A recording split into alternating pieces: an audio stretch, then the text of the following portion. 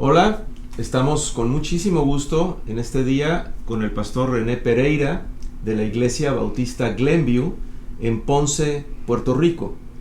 Esta es una iglesia con una membresía de cerca de 3,000 personas, de la cual han salido unos 15 pastores a diferentes partes de Puerto Rico y de los Estados Unidos, con muchísimos ministerios, pero también es una iglesia que se caracteriza por una muy ambiciosa y poderosa visión misionera.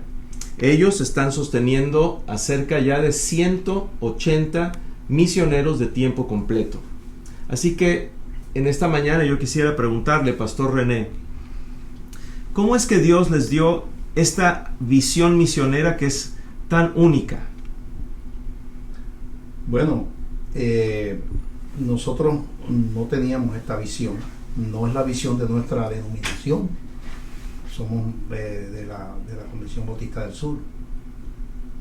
Básicamente la visión que teníamos era la que ha sido la visión de los últimos 300 años, por lo menos 200 años, de que la gente de las naciones occidentales envían misioneros a lo que llamamos el tercer mundo. Y esa fue nuestra visión hasta que alguien nos convenció a que invitáramos a la gente de Christian Aid a venir a hablar a la iglesia. Y estuvo aquí primero el doctor Finley, nos dio una conferencia y yo se empezaron a caer las escamas que teníamos con una visión más bien de tipo colonial, vamos a llamarle así, sobre las misiones, que era muy costosa, muy poco eficaz, y que reflejaba desconfianza en las capacidades y los talentos de la gente de los pueblos. Y fue un choque emocional, intelectual, porque no era lo que yo había aprendido, pero era tan obvia y tan lógica la presentación del Dr. Finley que empezamos a explorar nuestra participación con Christian Aid.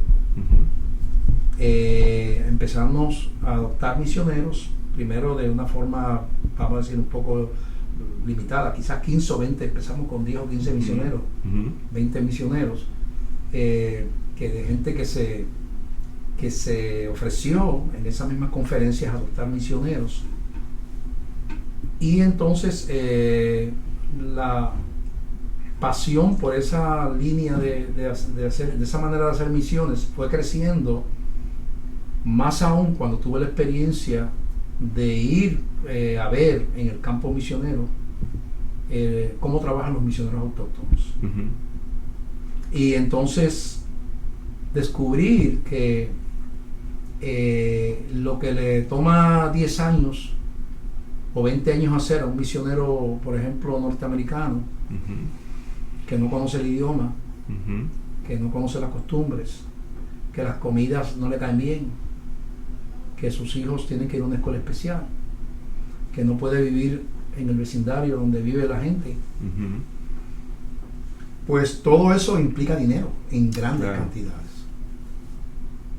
Y que además de eso, no entiende el idioma. No tiene, por lo tanto, empatía con la gente que está tratando de evangelizar. Y empecé a ver gente con poderosos ministerios en los viajes a la India. Estuve en viajes a China, estuvimos allá en el Himalaya, estuvimos allá en Siberia, en Rusia, en diferentes lugares de Rusia, en Ucrania, Bangladesh, y pudimos constatar la pasión, la dedicación y la eficacia de esos misioneros autóctonos, e inclusive la disposición a padecer por causa del evangelio. Conocí gente que su vida, muchos de ellos yo no sé si están vivos, porque pues sus vidas estaban en constante riesgo, y algunos con cicatrices de experiencias anteriores, de golpes, uno en China de puñaladas en el pecho. Y descubrí un mundo nuevo.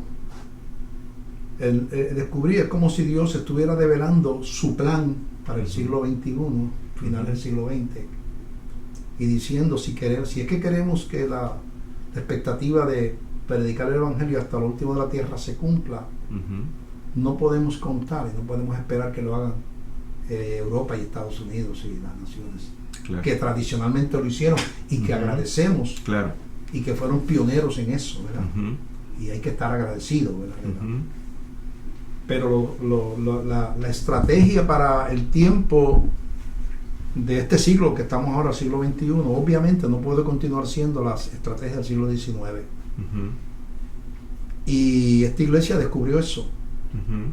Y empezamos a introducirnos cada día más en las visiones, no solamente a través del sostenimiento misionero, de ya alrededor de 180, que van a ser más pronto, de 180, sino a través de proyectos especiales. Nosotros donamos un terreno a la China comunista, $35,000. Donamos $25,000 para un terreno para un instituto bíblico en la India. Lo mismo hicimos en Bangladesh. La construcción de 3 iglesias en Ucrania y 3 iglesias en Rusia, dando 15,000, porque en la zona rural con $5,000 se construyó una iglesia. Dimos $30,000 para 15,000 para un lado y 15,000 para otro. Enviamos 300 bicicletas a la India, 60,000 Biblias a Rusia. Entrenamos 30 personas en Rusia, pagamos el entrenamiento a 30 misioneros que iban a distribuirse por los diferentes pueblos de Rusia. Lo mismo hicimos en Laos. Y ahí por ahí se me olvida. O sea, todos los años tenemos proyectos misioneros. Sin contar nuestros proyectos acá locales, como nuestra misión en Haití, que le estamos construyendo una iglesia. Compramos un terreno y se lo regalamos, y ahora estamos construyendo una iglesia porque se cayó con el terremoto. A veces el 30 y el 40% de los ingresos de esta congregación van a misiones. Y hay algo que apaga y mata a las congregaciones, y es la falta de relevancia en lo que la iglesia hace con relación a la Gran Comisión. Y la gente no se siente participante de algo emocionante que implique conquista, que implique que el reino crece, que implique que se cumple la palabra, que es como la pequeña semilla que va creciendo, o con la levadura que es sembrada en una masa de harina. Todo eso implica el concepto del reino de crecimiento, multiplicación. Y la iglesia rutinaria, que se alimenta de cultos y que son necesarios, obviamente, escuela bíblica, cultos, reuniones, esa iglesia que su visión no trasciende las paredes, es una iglesia que se produce lo que yo llamo el síndrome de la olla de presión. Si sabemos lo que es una olla de presión, es una olla que tiene una válvula que cocina la comida más ligero porque la temperatura es más alta, porque se aumenta la presión al tener una válvula que deja escapar el vapor poco a poco. Pero si usted le pone un tapón a esa válvula y le pone un punto de soldadura en el agujerito, usted lo que tiene es una bomba. Desde luego. Entonces, cuando el Espíritu Santo, que tiene la pasión de Cristo y es el que da la pasión, que fue lo que el Señor prometió en Pentecostés, no haya salida para las ansiedades del cielo de multiplicar, la gente empieza a invertir el tiempo en peleas y divisiones y contiendas, porque no están canalizando hacia afuera, y el vapor de la energía se acumula en un solo lugar, y entonces la iglesia explota. Entonces, en vez de multiplicarnos por siembra, nos multiplicamos por divisiones. Y ese no es el diseño divino. Desde luego. Ese no es el diseño divino. Nosotros no hemos experimentado una división en 37 años. Porque siempre estamos haciendo cosas para el reino. Y celebramos. Cuando esta iglesia, yo me honro en pastorear una iglesia muy especial. Cuando aquí se levantan $35,000 para la China, o 25,000 para la India, o los 32,000 que hemos enviado ya a Haití, y les hermano, tenemos los 30,000 para Haití, tenemos 35,000 o los 15,000 para las iglesias en Rusia que se levantaron, claro. La congregación se levanta a aplaudir delirantemente. Yo digo, ustedes están locos. A nadie le gusta gozarse cuando se desprende del dinero, pero ustedes se desprenden del dinero y están celebrando, ¿verdad? Y ese es el corazón de esta iglesia. Así es. Y eso, pues, ha sido la historia. Nosotros decidimos establecer un mecanismo diferente al que en eso nos fuimos fuera del diseño que tenían de Christian Aid, de que la persona auspiciaba el misionero y le enviaba el misionero el dinero a Christian Aid. Y nosotros decidimos que los misioneros se le daba el dinero a la iglesia local. ¿Por qué lo decidimos? Sí. Porque empezaban 30 personas emocionadas a auspiciar misioneros. Pasaban 6 meses, ya 10 o 5 o 10 ya se habían enfriado y ya no lo estaban auspiciando. Al año eran 15 y quedaban 15 nada más. Claro. Y nosotros dijimos, nosotros cuando empezamos a auspiciar un misionero, lo vamos a auspiciar para siempre. Claro. Por lo tanto, usted lo da y esperamos que lo dé, pero si usted lo deja de dar, la iglesia lo da. Claro. Cuando Glenview dice que tiene 180 misioneros, es que llueva, truene o relampaguee, 80, el sostén para 80 misioneros sale de esta iglesia. Sí. No es que nos comprometimos con 80 y ahora estamos enviando 30, ¿no? Si aquí son 80, son 80. Claro. Y si la gente se cansó, buscamos otro miembro que quiera apoyar. Claro. O sencillamente la iglesia de sus fondos asume la responsabilidad. Nunca se queda un misionero sin cubrir. Claro. Nunca. Claro. Nunca. Eso es un gran compromiso con la gran comisión. Compromiso con la gran comisión. Y la meta son 200 misioneros. ¿Verdad? Pues, que estoy seguro que la van a alcanzar muy próximamente. Bueno, yo creo que antes de mayo del año que viene tenemos los 200 misioneros. Excelente. Ya estamos cerquita. Ya están muy cerca. Ya estamos muy cerca. Y bueno, este es un modelo que es aplicable a una iglesia grande como Glenview, pero también es aplicable a una iglesia más pequeña, porque a veces uno piensa que la Gran Comisión cumplida en el sentido tradicional es demasiado costosa, y para que una iglesia pueda llegar a tener los recursos para sostener a un misionero que ellos van a enviar, pues la iglesia necesita tener un cierto tamaño. Pero a través de los misioneros autóctonos, cualquier iglesia realmente de cualquier tamaño puede comenzar patrocinando proyectos y puede comenzar patrocinando misioneros 1, 2, 3, 5, 10, hasta el punto como ustedes de llegar a tener 200 misioneros. Imagínense lo que 200 misioneros implica en iglesias fundadas, en almas ganadas para Cristo. Estamos hablando de cientos de miles de personas probablemente que se han ganado para Cristo. Nuestra oración era que por lo menos 1 millón de personas, sí, claro, conozcan al Señor.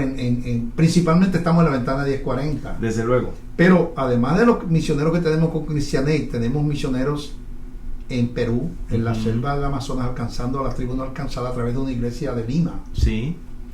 Y tenemos un comedor para niños pobres que sostenemos en Costa Rica a través de una iglesia hermana bautista. Claro. Principalmente niños nicaragüenses ilegales. Sí, sí. Que no consiguen trabajo sus padres porque son ilegales. Claro. Y les damos almuerzo allí. Sí, sí, sí. Esa vinculación es tan importante, ese espíritu de cooperación con otros, que no necesariamente es de mi denominación o de mi iglesia. Yo me imagino que el 80% de los misioneros que sostenemos no son bautistas. Claro. Pero a mí no me importa eso. O sea, pues yo en mi congregación, las doctrinas son las doctrinas de nuestra denominación, las que yo creo. Claro. Pero el cuerpo de Cristo es mucho más grande que los bautistas. Desde luego. Y yo tengo que tener esferas. Yo creo que hay esferas de influencia que tuvo Jesús. Por ejemplo, Jesús tuvo 3 discípulos que siempre estaban con él en los momentos clave, que eran Jacobo, Juan y Pedro. Tenía otros 9 que estaban en una esfera un poquito más afuera, pero que eran de los 12, y tenía los 70 que también eran discípulos y eran enviados y estaban afuera de esos 12. Claro. Pero estaban también las multitudes que eran seguidores de Cristo, Uh-huh. pero que no eran ni parte de los 70 ni de los 12. O sea, yo creo que yo tengo una esfera de influencia doctrinal en la iglesia local. Claro, claro. Aquí las doctrinas son las nuestras, y si no, no puedes tener ministerio en esta iglesia. Desde luego. Ahí somos estrictos. Sí, sí. Si uno cree lo que nosotros creemos, aquí no puede tener Claro. ministerio. Pero yo no puedo pedirle eso a un hermano pentecostal de Bangladesh, Claro. que está evangelizando, porque está llevando a la gente a los pies de Cristo también. Así es. ¿Verdad? Y allá él que predique su doctrina, pero Claro. que me lleve a la gente a los pies de Cristo. Claro. ¿Ve? Y hay una cosa que se llama denominolatría, que yo no he cometido el error de caer en eso. Uh-huh. Claro. Yo no creo en eso. Claro. De hecho, nosotros le construimos una iglesia pentecostal a un hermano cerca, que un árbol que llamamos de Quenepo en Puerto Rico le destruyó. Uh-huh. Y nosotros se lo hicimos desde la raíz, desde el piso, Uh-huh. todo, paredes, techo, ventanas, puertas, electricidad, todo lo entregamos a una iglesia nueva, pentecostal. Así es. Ahora, hermano, yo celebro esto y a la vez me pregunto, en estos años que ustedes han caminado con esta visión misionera que el Señor les ha dado, donde han sembrado en muchos países, donde han sido parte de el ganar incontables almas para Cristo, si en lugar de haber tenido esta visión, ustedes se hubieran atenido a la visión tradicional en estos años, ¿cuál hubiera sido entonces el alcance de Glenview en el aspecto misionero? Lo primero, que hubiéramos tenido que depender de nuestra aportación al plan cooperativo de nuestra denominación, que así es que se llama, que envía misioneros a través del mundo, gracias a Dios por eso también. Uh-huh. Pero la realidad es que puede estar a veces un misionero 10 años en la China y no ha levantado una sola iglesia, Uh-huh. o en la India, Claro. y todavía no ha aprendido de los, yo no sé cuántos cientos de idiomas que hay en la India, porque son cientos, Sí. no ha aprendido el primero, Uh-huh. porque son lenguajes que no son fáciles. Sí. Y cuando más contento está, se forma un problema en el país y expulsan a los misioneros, y todo lo que usted invirtió en esa misión se perdió. Uh-huh. Pero a los suyos no los pueden expulsar, porque son ciudadanos de allí, lo pueden matar. Claro. Expulsarlos no pueden. Claro. Y hay muchas razones por las cuales sostener misioneros autóctonos. Creo que es más bíblico, Uh-huh. es más eficaz, más económico que hacerlo con gente que está acostumbrada a otro nivel de vida. Claro. Se enferman menos que la gente que va de otros lugares, porque están acostumbrados a los alimentos, a las Claro. aguas Así es. y todo, toman el agua normal, ¿verdad? Uh-huh. Y ya pasaron todas las enfermedades que van a pasar, y es mucho más eficaz. O sea, y Uh-huh. entonces decía Pablo, yo no golpeo al aire. Claro. No podemos estar, las rutinas hay que analizarlas. Las rutinas que nos sirven para bien, pues las seguimos haciendo. Lo que no funciona, pues uno busca alternativas que funcionen. Así es. Hermano, pues le quiero agradecer muchísimo por este tiempo y por compartir su experiencia con muchos otros pastores que yo estoy seguro que van a aprender de esto y van a tener una estrategia misionera mucho más eficaz y bendecida. Quiero añadir, Sí, sí. como consecuencia de esto, esa es mi interpretación. Uh-huh. La Iglesia Bautista de Glenview no conoce la recesión de los últimos 10 años. Uh-huh. Es una contradicción. Yo no creo que haya un economista que pueda entender que una iglesia del 30 y el 40% de sus ingresos y que no tenga una deuda, que tenga todas sus propiedades saldadas, que todo esté pagado, que no deba un centavo a nadie, que tenga reservas, que en ese proceso haya comprado un terreno y haya remodelado la iglesia. Y no es matemáticamente explicable. Uh-huh. Solamente es lo que dice la Biblia, que al que siembra escasamente, escasamente segará. Así es. Nosotros hemos creído al Señor. Y a veces en nuestra junta administrativa, cuando se reúne, bromeamos y decimos, nosotros creemos que cuando no estamos mirando, el Señor nos pone dinero en la... Seguramente así es. Porque no tenemos problemas económicos, Uh-huh. dando el 30 y el 40. Uh-huh. No tenemos problemas económicos, la iglesia está sólida y proyectando, seguir dando más. Y esto no habla de lo que se da a nivel local a misericordia, a personas en necesidad, que son 3,000, 4,000 pesos a veces, 3,500, 2,500, 3,000, 3,500, hasta 4,000 mensualmente. A viejitos que no tienen comida, familias que no tienen que comer, que no tienen para pagar la medicina. O sea, dar y dar. Yo descubrí el secreto. Yo lo descubrí. Dar y se os dará. Dar y dar y dar y dar. Descubrí. Amén. Hermano, muchísimas gracias. Ha sido un gran placer tener esta entrevista con usted. Gracias, hermano.